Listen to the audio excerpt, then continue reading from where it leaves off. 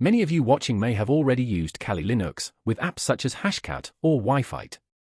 This time round, there is a slight difference to the install. By the end of this video, you will know how to install Kali Linux 2026 using a USB stick, even if you're a complete beginner. First, head over to kali.org and once there, navigate to the download section. You will have to scroll all the way down, almost to the bottom of the page for the live download image, in the live boot section. You'll notice that the download process is slightly different to previous versions. You would click Kali 2026 and the ISO file would just download, but this time round, Kali provides a download file that can be opened using Free Download Manager, coming up in the next section.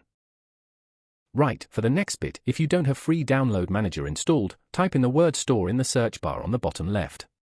You'll need to visit the Microsoft Store and once you are there, type in Free Download Manager in this search bar.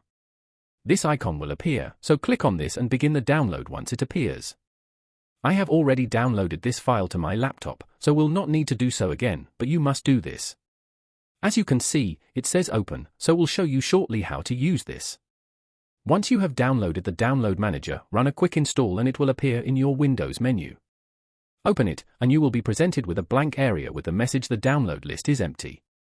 On the top left is a plus icon, which, in the next section you will use to download the Kali ISO file. This is the last part before installing the ISO file. A box pops up asking for the URL or a file to download. Use the three dots on the right of the box to then locate the file we downloaded. Hit the download button and away it goes. Depending on your connection speed or connection type, this could be pretty quick or relatively slow. Either way, go and make a cup of tea, you need a good break. And it is done.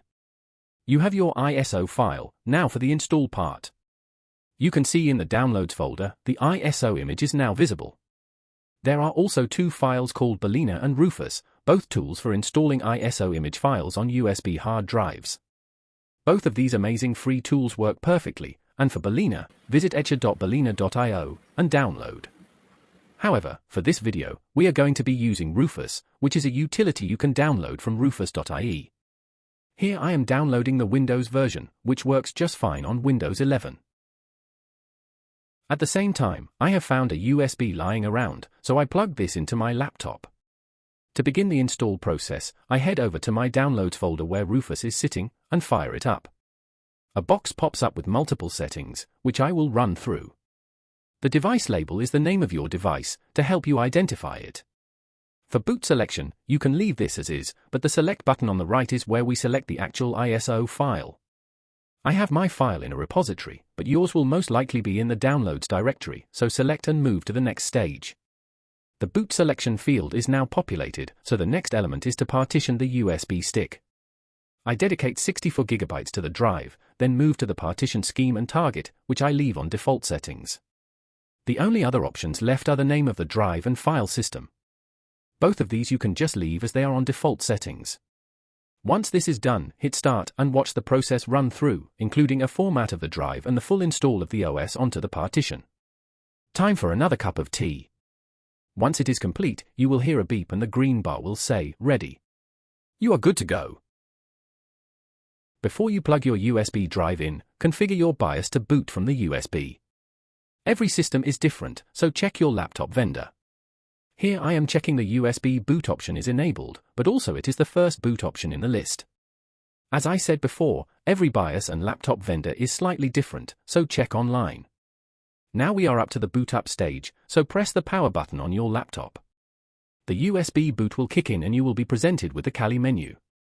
Click the fourth option of booting with persistence, which you would have created during the Rufus process.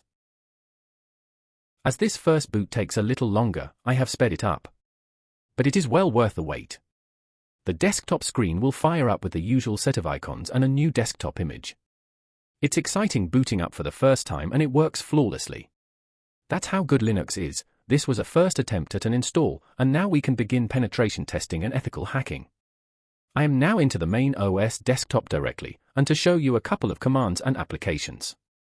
These are all old classic applications like ZenMap, but as I am running this on an old Windows 10 laptop that Microsoft would not let me upgrade, a Linux distro runs like Usain Bolt. BURPSUITE is on here as well, so it's all good. There are quite a few new cybersecurity apps on here that I will be testing and reviewing in a future video, so look out for that one.